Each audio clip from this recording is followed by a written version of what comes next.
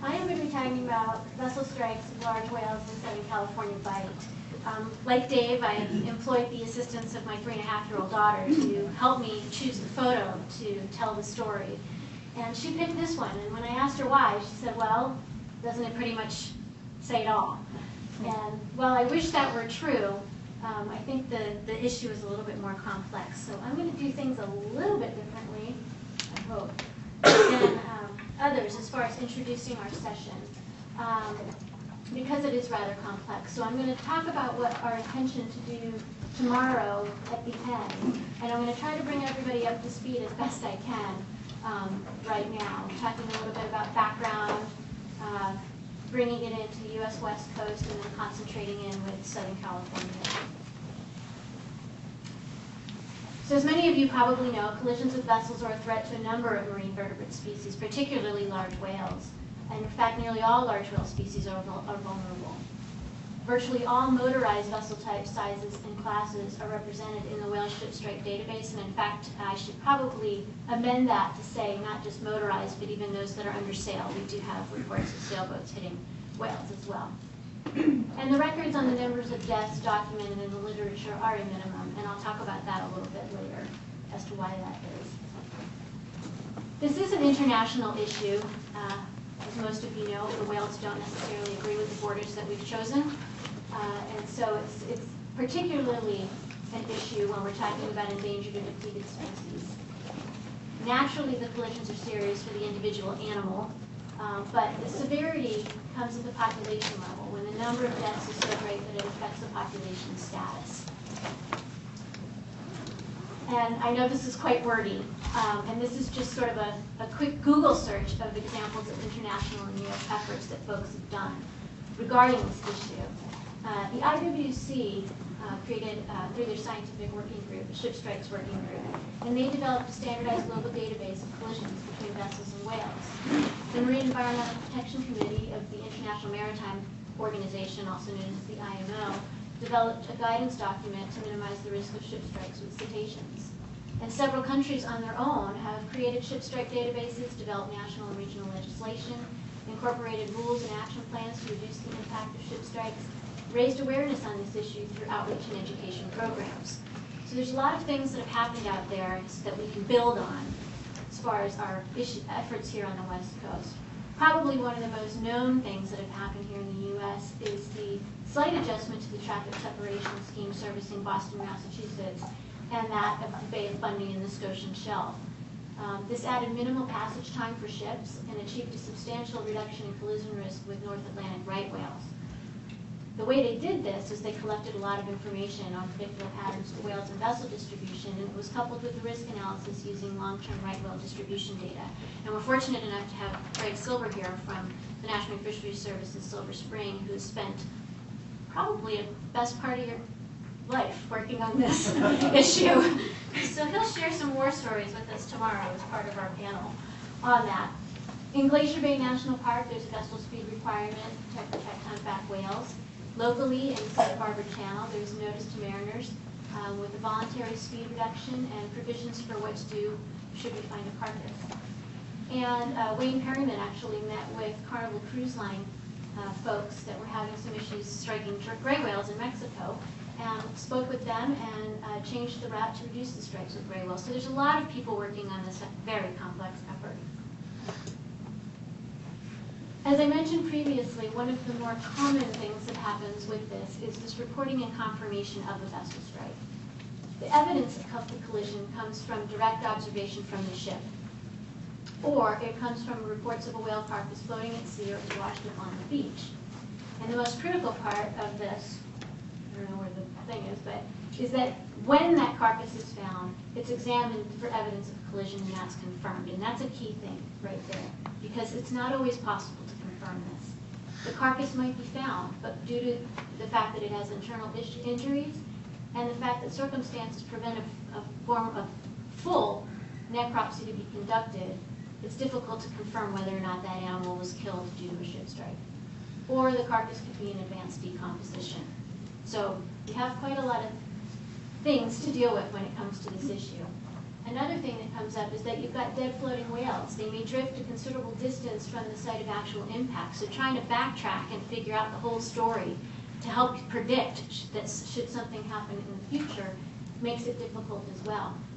And when you've got larger vessels, such as a container ship involved, many times, and I'm sure a lot of you have heard through the media, the mariner may not even be aware that there's a vessel across the bow of its boat until it comes into port. So trying to backtrack that story and get some more information is often difficult. And in addition, even when the carcass is on the bow of the boat, it's sometimes difficult to even get a sample to try to find out some information about the species and the animal that's there. So, as Jensen and Silver best put it, it's very likely that far more collisions have occurred than we even know about. So a little bit more on the sources of data and what we can glean from it once we have it. All of the reports are opportunistic. The reports from the vessels at sea or the vessels that come into the bow give us a lot of information, but it's generally more about the vessel itself, not about the strike itself. We generally know a lot about the vessel's parameters, the size, the speed, or the type of vessel, and we might get some information about the whale.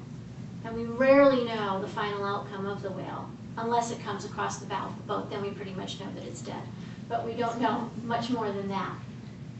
If we get a report from the stranding network, say they've gone out and there's a carcass on the beach, and are able to work it up in a good way, if it's not in some remote area or something like that, which typically tends to be the place that these animals wash up, is in one of the most difficult areas to get in. They can determine if there's blunt force trauma or propeller wounds, and so you know the final outcome of that whale. It's dead on the beach. That's pretty much it. There's no 50-50. You're dead if you're dead. So you can know a little bit about the whale, and you can know a lot about the whale, depending on how much effort you can get in there. You can find out about the species, the size, the sex, the exact kind of injury that it received, and where the injury was received. But you rarely know anything about the vessel or the strike event. In fact, I think the only documented one that we do have information on is that picture that I had at the beginning that my daughter picked out, which was from a vessel that had left Los Angeles and gotten up to Oakland in one day. And so we knew that the strike had occurred during a one-day time period from that trip. And that was about it. So ship strikes in the U.S. West Coast. Shipping traffic has increased along the west coast of North America over the past decade. And barring any economic crashes that we've seen, it doesn't look like it's going to slow down anymore. And I put a list of all the hit lists of the ports up and down the coast here of the west coast. Los Angeles Long Beach Port is the busiest in the U.S. as far as container volume goes. It's the 8th busiest container port in the world, and it's the 5th busiest internationally, and it doesn't look like it's going to slow down. So what I did is I went ahead and put together, I took all of the stranding information that we had and I apologize on the left-hand side, I did that one on my Macintosh and the rest on a PC. But those are the years that we have stranding information. For blue whales, humpback whales, fin whales, and sperm whales, I put all of our ESA-listed species on one slide. And the take-home message that I want from this is not to just look at the numbers per se, but that everyone is vulnerable here on the West Coast. All of them have been hit, and there's no real rhyme or reason that we know of at the moment. Of course, we're all analyzing it. Regarding the dates and things like that, and that, you know, there are times when they aren't hit. There are years when we don't have reports, and there are years where we do have reports. The one I do want to call your attention to, though, is the one with the asterisks there, and that's 2007. What this is? Yeah, 2007, right there, which many of you probably heard about. The National Marine Fisheries Service declared an unusual mortality event in 2007. Because of the number of blue whales, a total of 4 adults, and one of them was a pregnant female, killed by vessels during the fall of that same year. Since the Southwest region has been keeping stranding records, and that's 1986, the maximum number of documented blue whale fatalities throughout the entire year was 3. So the thing that was interesting about this year was just the short amount of time that they had the high number of whales, not just the total number of whales. And here we've got gray whales along the west coast. There was one Barrett's Beak whale in 2003 off of La Push, Washington, for those of you that are Twilight fans, that will sound familiar. And then we've got unidentified whales. And to be honest, we're actually getting a lot better at identifying our whales over the years. So this is good, and the reports are getting good. So we're getting a lot more species-specific information over the years. So then what I did is I went and broke it down by California, not just by the West Coast. And what I'd like to call your attention to is right here. You've got highest number is gray whales, and followed by unidentified whales. And then you've got your blue and your fin whales battling it out for third place. And then you've got your humpback whales and sperm whales and unidentified melanopterids. And this is from data from 1988 to December 31st, 2010.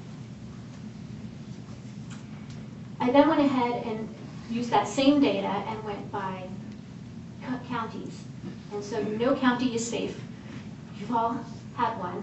But what is of interest, and again, I'd like to caution how you look at this graph, because these hot spots, so to speak, are also in very populated areas. So some of the information could be because of that reason. However, with that said, you do have big jump here in Los Angeles and San Francisco, and I kind of lump all of Southern California into one.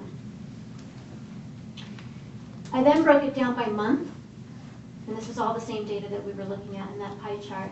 October, primarily driven by our blues and fins and unidentifieds and a few grays, and then April, mainly by grays. We've got 11 grays, and that's not a surprise because that's when they're in the area. And then I just went ahead and did the whole thing by year. And here we've got 2010 at the end with the highest number that we have with 10 animals. So what I did with that, just because 2010 may or may not be fresh in some of your minds as to who was coming in and who was getting struck by whales, is that all of the whales that we've had in the past were hit in 2010. There wasn't any large amount of any particular species, but pretty much if you were a large whale on the west coast of California, here in California, one of you came up getting hit by it. So then I went ahead and looked at it and trying to get at that question about, what does this mean at the population level? And so I looked at the potential biological removal here that's in the stock assessment report to try to glean a little bit of information. And again, these are underreported. And so take this with a grain of salt as to what you're looking at as far as this goes. But this is sort of a start. And something that would be interesting to hear tomorrow is some ideas that people might have on how to look at this from a population level as well.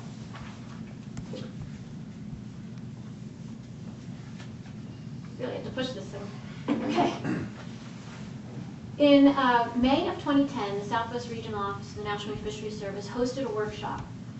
We convened it to improve the understanding of the risk of vessel collisions with whales along California's coast, and also to create a foundation for future research and management actions. We really just wanted to get everybody in one room to start talking to each other.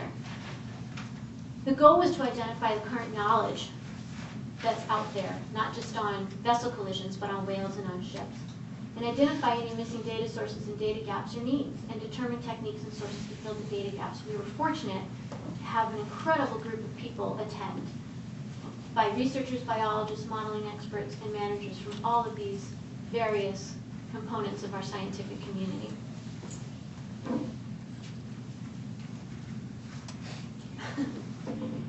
One of the things that fell out through our conversation is that there are important areas of research specific to this issue that are currently going on and could continue to go on, to collect information on whales and vessel distribution, to determine if predictable patterns of whale and vessel distribution exist, to continue to develop methods to quantify ship strike mortality and continue to develop appropriate mitigation measures. And the more and more we sat there and talked about things, the more and more we realized that the spatial overlap between ships and whales is a prerequisite when a ship strike occurs. Of course, for a ship strike to occur, you need to have the whale and you need to have the ship. So there needs to be some, so we term this word co-occurrence. But that doesn't necessarily mean that it's equivalent to the collision risk. So this was a very key thought in our process of thinking. And in the interest of time, I'm not going to go through all of this, But we had 5 workshop recommendations that came out, and the reason why I bring this up is because in just a mere 8 months, a lot of the people in this room have accomplished quite a bit following this workshop. So what I'm going to do is I'm going to concentrate on whale data, shipping data, and talk very briefly about the port access route study, as I was thinking most of you probably aren't aware of what the port access route study is that the Coast Guard is conducting. So very briefly, the whale data and the shipping data, a group convened from the Southwest Fisheries Science Center and Scripps Institute of Oceanography, and a bunch of us, so I can pull it out, got together to tackle number 1 and number 4 and combine them. And Megan McKenna will be talking about the shipping data tomorrow, and Jessica Redfern will be talking about the whale data and how it was combined into a risk analysis. And I'll get to the goals of the workshop in a bit, but we'd like some feedback on this effort that those folks have taken on. And I won't get too far into it because they'll be discussing it tomorrow during the workshop. So on to the port access route study very quickly, because this is something that came up during our workshop that folks weren't familiar with. I know, I can't do anything about it. I can yell in Italian, so that'll be good. You have to speak up, the battery ran out. Not even 15 minutes in. Use your both voice. When the battery runs out, it means you have 7 minutes left. Okay, 7 minutes, here we go. So the port access route study is under the Ports and Waterways Safety Act that the U.S. Coast Guard is conducting, and we're lucky enough to have Mike Van Houten from the U.S. Coast Guard joining us tomorrow on our panel. I saw him. There he is. To answer some questions, should we have them specific to this? Basically, how this came about is efforts by California, the state of California, to better regulate air pollution from the shipping industry, basically unexpectedly shifted vessels out of the typical shipping lanes that we are familiar with. I have a map of it in a little bit. And now they're opting for a southerly route that's going through San Miguel, Santa Rosa, and Santa Cruz Islands and approaching the San Pedro Channel. Now the U.S. Coast Guard is re-examining the regulation of shipping traffic into Los Angeles and Long Beach, and also one in San Francisco for those of you that are keeping tabs. The primary purpose that the Coast Guard has is to reconcile the need for safe access routes with other reasonable waterway uses. The interesting part is that this process may provide an opportunity to reduce whale vessel collision risk through routes. So that's something to keep in mind. To conduct this study, the Coast Guard is collecting and analyzing data on vessel traffic trends, fishing activity, recreational boating traffic, military activities, environmental factors, and economic impact. And they've been wonderful in consulting with government agencies and other researchers on this. The results will be published in the Federal Register notice. So, talk with Mike about that tomorrow. And here's the area that I'm talking about for those of you that aren't familiar with it. This is the CARB rule. That's what it's called. See that battery's kind of dying on this too. And basically, this is the traffic separation scheme that typically was used before July 1st, 2009. And now we're starting to see ships go through here. And for those of you that know a lot about where the whales are distributed, kind of here, for lack of a better term. Okay. So what I'd like to do right now is shift our thought process to, now that you guys are all experts on vessel collisions, to what we'd like to discuss tomorrow during our workshop. We're going to focus the session on 2 main goals, and I'll get to that in a minute. Get this to work. Here are my co-conspirators, Jessica Redfern, John Kalmakitis, Megan McKenna, Jay Barlow, Steve Katz, Captain Dick McKenna, Greg Silver, and Mike Van Houten. Brian Segee was supposed to be here from the Environmental Defense, but is unable to make it, so I just want to make that note. Here are our goals. We'd like to identify future research that needs to be conducted in Southern California by and in the U.S. West Coast EEZ to improve the risk analysis that Megan McKenna and Jessica Redfern will be talking about tomorrow. And in the discussion, we'd like to discuss the future research, and this discussion should span the range from data collection to analysis methodology. So we're interested in hearing from our panel from that and also audience member participation. The other thing we propose to talk about, a bit ambitious given the time that we have, but we'd like to discuss mitigation strategies with the highest probability of success for as many stakeholders as possible. Let me walk you through that very quickly. As many of you probably know, there's a lot of ideas out there as to how we can minimize vessel collisions with whales. And what we did is the panel got together and we put together the most commonly proposed mitigation strategies. Shifting the location of the shipping lane, speed reduction, passive planning, or areas to be avoided. Are they voluntary or mandated? Speed changes along this voluntary or mandated, fixed or dynamic shipping lanes, other things that could fall under that. Mandatory ship reporting systems, advisories to mariners, observers on ships, and technologies, for example, those technologies that warn the ships and those that warn the whales. And what I'd like to do now is basically walk you through those that we've decided do have merit, but maybe a little bit lower on the priority as far as our focus. And of course, this can all be challenged tomorrow by our panel and our audience members. So first on the hit list, so observers on ships. In no-light situations, in high wind or sea states, and for this short amount of time that these animals spend at sea, it's very difficult for an observer, even the most diligent observer, to see a whale. And also, not only that, but by the time they have the observation and the ability to tell the captain if they're on the ship to shift the vessel or to slow down or move, it may not be enough time. Because by the time you see the animal, it's probably too late. The other thing is the feasibility of getting observers on a vessel. Many of these guys are coming from Asia. So when and where would you get observers on these vessels? Of course, if it was Johnny Depp, I think we might make an exception. At least I would.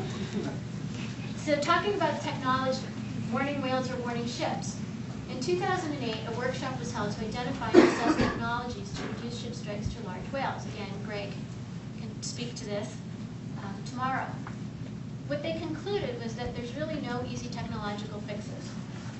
No technology exists or is expected to be developed in the foreseeable future that will completely ameliorate or reduce to zero the chances of ship strikes with large whales. This is not meant to squelch anybody's creativity, but this is what they came up with then. No single technology would fit all situations or all vessels or everything that's happening out there. The other one that's pretty common is alarms on ships. And what they concluded was that no studies indicated that they would be effective. And in fact, with right whales themselves, there's no or even negative effectiveness. Not only that, but there's a huge expense to retrofit all of those ships that are out there in order to make this happen. The other mitigation strategy that is somewhat lower on the priority list, but again does have merit, are advisories to mariners. When coupled with information on timing of zones, and this is important as scientists think about, to tell what is required of merit can be a very useful tool. And mandatory ship reporting systems. This is endorsed by the International Maritime Organization, and it's in use on the East Coast. And they use it, and AIS is the automated integration system to monitor vessel traffic.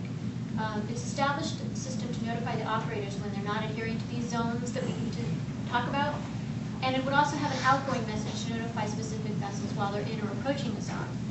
Now, this will be great, and they're doing it 1 to 2 years along the East Coast, so we'll let Greg and his folks figure it out and then let us know once they've worked out all the bugs. So what the panel decided to focus on were the following mitigation strategies, those that deal with location and speed. And again, these can be challenged by our panelists and these can be challenged by our audience members tomorrow. But what we'd like to talk about is the feasibility and compliance of shifting the location of shipping lanes, the incentives, speed reduction, passive planning, areas to be avoided, and all of this right here. So put your thinking caps on and come and have a good old-fashioned scientific debate. So the proposed agenda for tomorrow, Jay Barlow is going to give a whale overview. Southwest Fisheries Science Center conducts line transect surveys of all cetaceans in the California current. He's going to summarize those survey efforts with emphasis on the distribution of bluefin and humpback whales in the Southern California site. Megan McKenna will share some insights on commercial ship traffic behavior in the region based on analysis of AIS data. And she'll talk about compliance with the speed reduction measure and dominant shipping patterns in relationships and traffic. Jessica Redfern will answer the following 3 questions and discuss these 3 questions. What's the change in risk associated with the change in ship traffic caused by the CARB rule? what is optimal shipping route what is the optimal shipping route to minimize the overlap between ships and whales using whale density summarized from 1999 to 2001? And how stable is optimal shipping route given the observed interannual variability in whale density? And John Palmakidis will discuss Cascadia's research on the abundance, movements, and behavior reaction of ships, specifically blues and humpback whales in and around the shipping zone, California. We will give you a break. And then we would like to have the panel discussion with the feedback on the risk model and the mitigation strategies that I just told you about. So, now that I've dropped the gauntlet to challenge all of you to come and discuss this with us, we're very interested in hearing feedback on the risk model and our proposal to concentrate on location and speed. And in addition, I would like to caution folks that the purpose to have this discussion is to actually get some feedback from the scientific community so that we can work together on this issue, rather than really sort of recommend to management folks that may be in the room as to what the best strategy is to take. We really want to have a down-to-earth scientific discussion about what the next steps should be and some feedback on this risk model.